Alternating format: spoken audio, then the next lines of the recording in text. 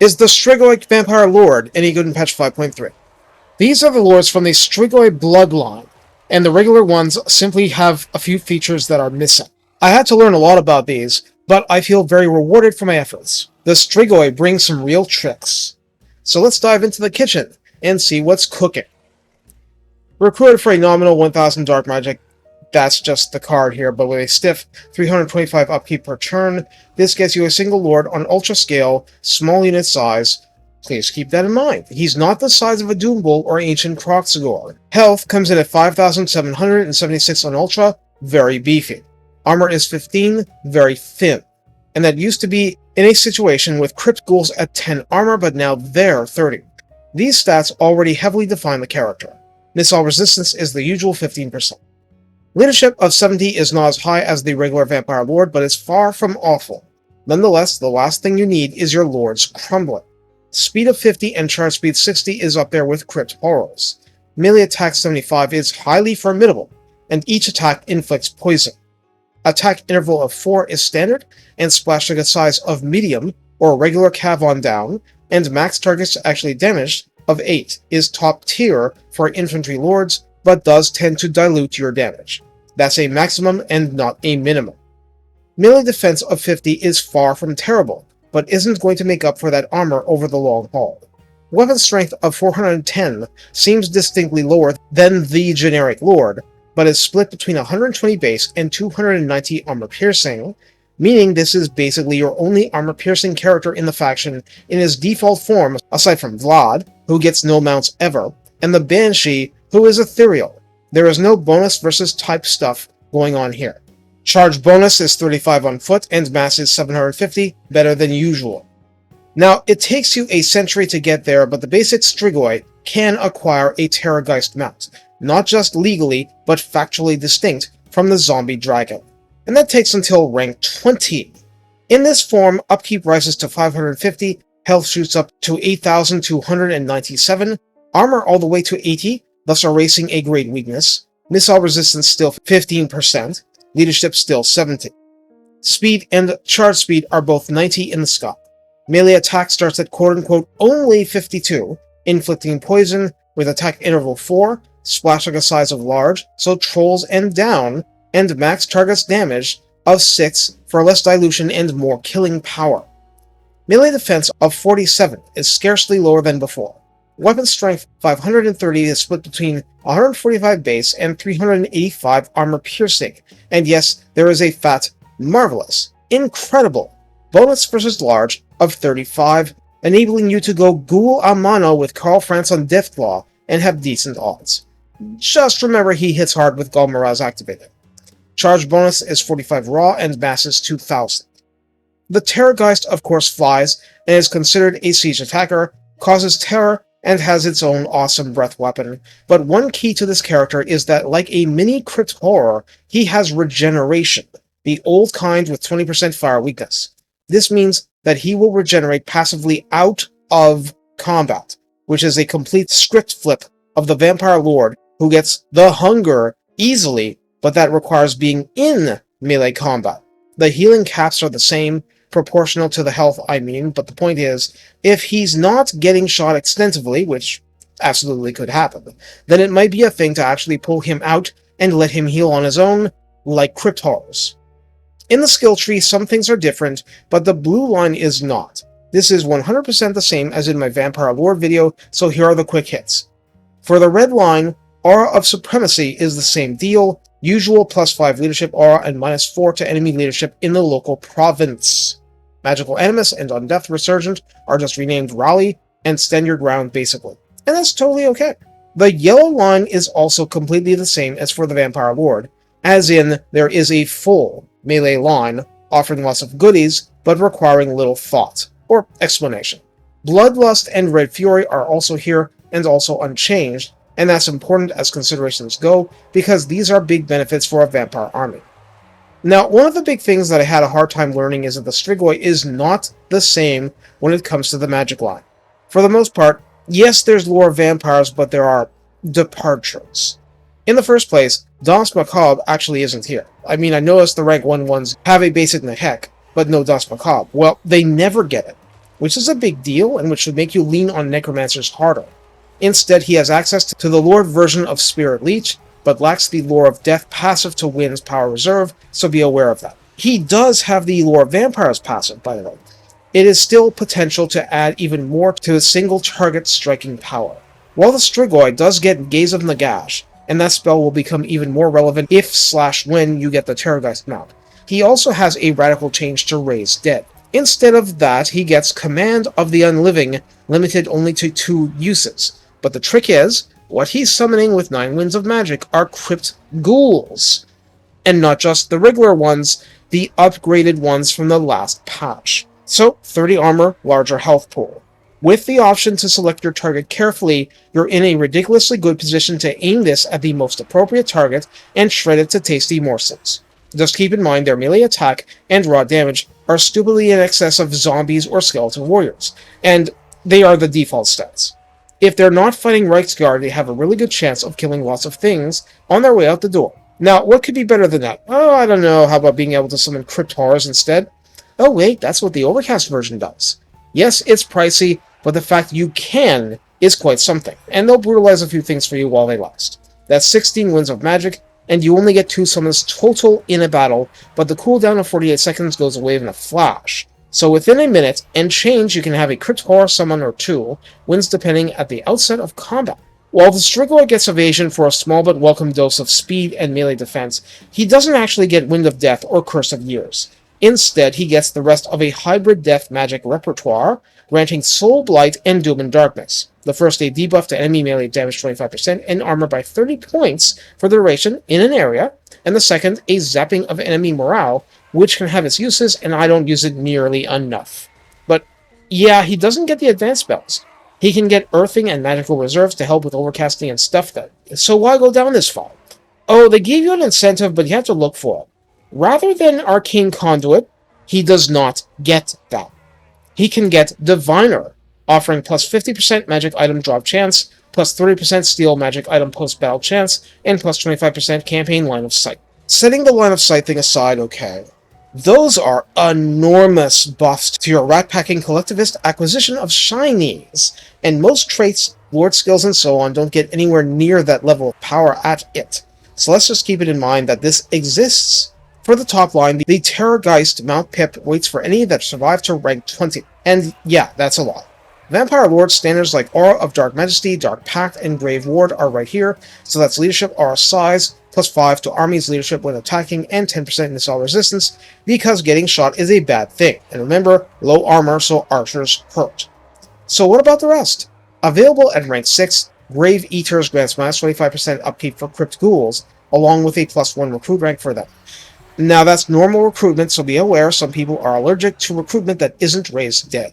The upkeep reduction is substantial. Keep in mind, Master Necromancers can get a buff when raising the dead, but don't get upkeep help unless it's blue line, zombies, or skeletons. At rank 10, the Lord can pick both Monstrosities of Moor and the Grotesque Court. They are not mutually exclusive. The former grants minus 25% upkeep for Crypt Horrors, and lowers local recruitment time from 2 to 1 turns. Or would if Crypt Horrors were still 2 turns recruitment, which they are not. Oh well, 25% upkeep reduction, yay! The Grotesque Court grants plus 6 leadership to both varieties, and let's be honest, they can both use this, and 10% physical resistance to both independent of any other source. Also at rank 10, the Lord can choose from 2 exclusive personal lines, so in this case you must choose one batch or the other. Batch number 1, Curse of Vorag. The starter gives the Lord himself 10% physical resistance. Bestial Monstrosity adds plus 20% hit points to the Lord personally, applying equally to the Terrorgheist mount if he unlives that long. Ghoul King of Usheron is a self-heal, 32-second duration, 120-second cooldown, plus 8 leadership, and 0.8% healing to himself for each of those 32 seconds. Now yes, he gets regeneration, but they'll stack. And yes, if you're wondering, the yellow line being unchanged means it starts with the Hunger, so that's 0.1% in melee on top of the 0.1% in or out of melee through regeneration, provided he's not on fire, etc. Point being, he'll hit the healing cap like this. That blue line skill adding 50% to his healing cap is something I'd recommend getting at some point. The other batch begins with Infinite Hatred. The Unhappy Camper gains plus 10 melee attack forever. Note this is really going to matter once the base drops 23 points once he gets the Terrorgheist mount. Bestial Force ups the ante by raising weapon strength plus 20%, and Claws of Morcane is a self-buff, 34-second duration, 120-second cooldown, and all it does is raise the Strigoi's armor-piercing melee damage, which is its preferred kind, by plus 50% for the duration. Actually, that's kind of, wow, what? The only thing even comparable is, let's say, Heroic Killing Blow, Stuck on the White Kings, and Bloodlust or Red Fury, which this lord also has access to, and which you can double up on. So now that we've been through all that, how do we use the Ghoul Vampire lore? Well, unless you can get one to rank 20, at which point your concerns drop away and you just use him as a wrecking ball anywhere you like. It's all about managing his weaknesses, keeping him unalive, and preferably getting him out of tar pits so that he can erase characters. He'll take damage, but as long as he can heal from that damage, he's going to be fine. Can he? That depends greatly on your circumstances. Spell-wise, hey, I've played Dark Elves enough to know that Soul Blight is practically my waifu in certain scenarios. It's a tremendous equalizer when facing enemies that can do a lot of damage to you and that have armor you'd prefer didn't exist. We have, high weapon strength, low armor piercing units. Have you heard of one? Are you familiar with any? Oh, I think they're called Crypt Ghouls. Add poison to diminish incoming damage even further, and you have an easy-to-spam, debuff spell that can really help out your side. Of course, the Strigoi also comes with the ability to smack stuff around himself. Frankly, there's just too much he wants to do and too few pips to work with early on. You can gut out some wins with him, but it's an acquired taste dealing with small characters, this vicious, but only having 15 armor. That means lots of chip damage he has to heal from. On the other hand, his greater armor-piercing damage means he will grind down the HP of characters in a duel. So what to do? Really, it begs for him having a little bit of help. Let's let the vampires help out other lords. How about one White King and one Necromancer? An armored melee hero to smack stuff around, and who ignores physical resistance, and a heal bot and Wind of Death candidate for your massed forces. I think that's enough to help take care of a lot of problems for you, and again, long enough into the game, and he's on a freaking Terrorgheist, leading your Vargheist to greater glory. And, hey, if vampires want to pitch in, they can too. So what's the case against the Strigoi? First, cost. They're pricey, you need to justify it. Second, while they come with higher health than a regular lord, they're dramatically less armored and have no shield. Leadership is lore and speed is meaningless once you're stuck in a blob. I'm showing a low-level one-off somewhere here against an Empire garrison with trash plus 1 Hex Wraith unit. The lack of an enemy general is actually annoying. The Strigoi is no duelist in the sense of narrow targets in a blob, but does significantly less damage than the Vampire Lord against multiple targets, unless they're heavily armored. Which isn't the case here. The charge bonus is higher, but not by a ton. Then when you add on the absence of Wind of Death, and to a lesser extent the upgraded Curse of Years, Danse Macabre with its high utility, and Arcane Conduit, this gets annoying if you actually want him to cast a lot. No doubt these issues are why they are less favored, and then there's the limitations of the Crypt units themselves. Crypt Ghouls are legitimate damage dealers against anything low armor, but using them in mass makes it risky. Crypt Horrors have their own pretty good sustain and more speed, but rely on that because they have little steel and are vulnerable to basic spearman damage. So let's go at it like this. The Strigoi Special Ghoul Summons is really, really good for helping a trashy army turnkey infantry versus infantry fights. The Spirit Leech alone is a tremendous asset to taking out single entities. And then there's the Strigoi's superior offensive combat ability and ability to heal over time. And he has Hex and the Lore of Vampires healing passive for casting any of his spells. You just have to go in expecting and requiring him to fight dirty to make it stick. I've mentioned hero support. Clearly this is good in general, but in my case here, I had one unit of Hex Wraiths making things look a lot uglier than I would have preferred, but they still did 20k damage by the time I was done. I just had a miserable supporting cast. I was really trying to save money on this, a third army after I'd taken Altdorf and Nuln as an experiment in hero stacking. So I wanted just enough to take on a garrison and win. And they won. Tech tree wise, what else is grouped in that part of the tree you upgrade Crypt Ghouls and Horrors in? You get all the buffs to Karn Wraiths, Hex Wraiths, and Mourn Ghouls. Granted, none of this gets you flying goodies per se, but they're all offering things that are different from a crypt lineup. Finally, while we've established the Strigoi becomes a real powerhouse as he levels, he's not a one-man army, and that's also not going to be the point. Alone, he serves as bait for a huge magical bombardment, be it Wind of Death or one of my favorites for the immobility, Pit of Shades. That's why hero support is so valuable. It's counterintuitive, as some of my advice is, but if he's going to make the most of Crypt Ghouls, and then throw some horrors in, the option exists to just take him largely as is for being able to beat stuff up, possibly taking the hunger to double up on sustain, and then pimp the hell out of your red line. If he's not going to Wind of Death stuff, and hey, that does have its limitations, then you need the army to make up for it. Bog standard Crypt Ghouls aren't terrible by any stretch, but even this Empire chaff resists unmodified zombies and skeletons quite a lot. Boosting melee attack and defense by +8 each, even at rank 0, is going to make them far, far more effective. And no Danse Macabre, remember? Use the Strigoi himself to target single generals or heroes in garrisons, use the army to wipe the floor with the enemy's army, and then use your special units, or Crypt Horrors, to grind down Empire Knights or Doom Knights or what have you.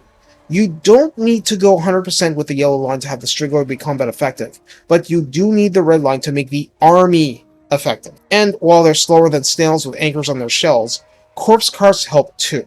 Long term, you need to exploit the fact that the Strigoi is actually pretty fast. Long run, you're going to get the Terrorgheist and then everything is food, yum yum. The payoff from actually grinding a Strigoi that far is pretty amazing. It's a lot of work, yes, but it's a lot of benefit after. It's great to get Vargheist to add to your existing lineup. They're really powerful on offense, but defending them with a Terrorgheist makes for brutal air superiority. This is the best I can come up with for the Strigoi Vampire lore. What did you think?